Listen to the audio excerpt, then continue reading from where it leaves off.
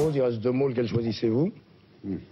Liberté. Celui des libertés, eh bien, nous allons l'aborder tout de suite. Invité par le journaliste à définir la liberté, le président disserte. Le piège se prépare. La liberté, c'est tout simple. Ce sont des principes de droit public. Celui de penser, de s'exprimer, d'aller, de venir, de marcher. Ce sont des libertés.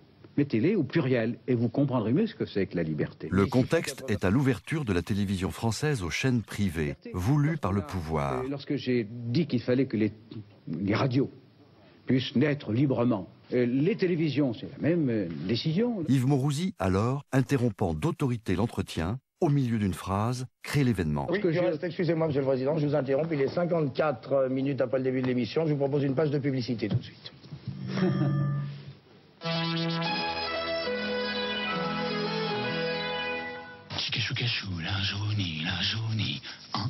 Après le jingle, une comptine, des onomatopées, une pointe d'érotisme. C'est l'essence du langage publicitaire, une émotion qui rompt la belle articulation des arguments.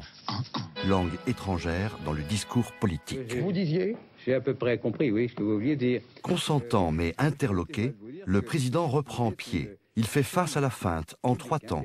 Réflexe institutionnel tout d'abord. Permettez-moi de vous dire que vous êtes une chaîne publique, hein, TF1. Vous n'avez pas le droit de faire ça. Souci personnel de l'échange harmonieux ensuite. Sauf, bien entendu, pour...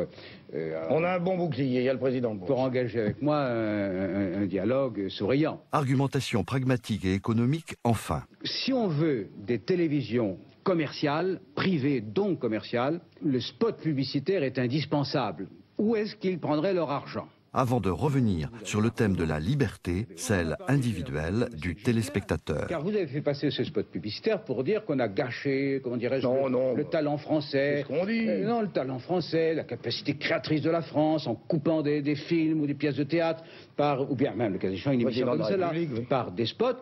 C'est aux téléspectateurs de choisir, c'est ça leur liberté. En résumé, le coup de force du journaliste relève d'un procédé du comique populaire, l'arroseur arrosé. Mais cette mise en abîme libère l'expression plurielle des talents. Celui des publicitaires, peut-être, celui du journaliste, certainement, et surtout celui de son interlocuteur, qui se joue de la manœuvre.